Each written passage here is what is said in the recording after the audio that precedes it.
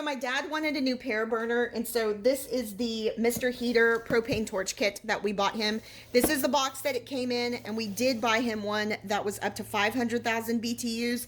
They do make one that's actually up to 800,000, but this is actually going to be perfect for what he's needing.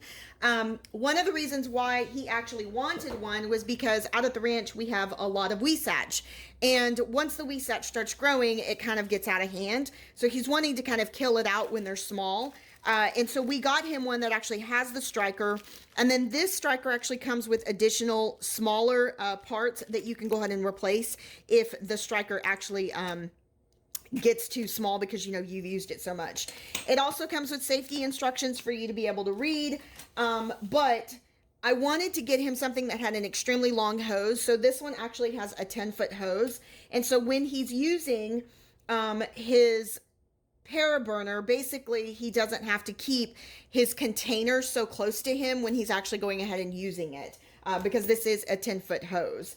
Now the hose is completely made out of rubber except for the metal fittings on both sides, and then this little part is actually also made out of plastic.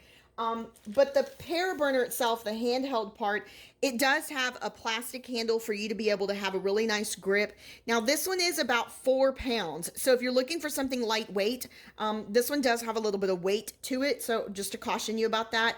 All of this is going to be metal except for the handle, but this is actually 36 inches. And the reason why I got one that was so long is because when he is burning that weesatch, he doesn't have to stoop over and get a lot of back pain when he's actually doing that. So really great for you to go ahead and keep that distance between you and the heat.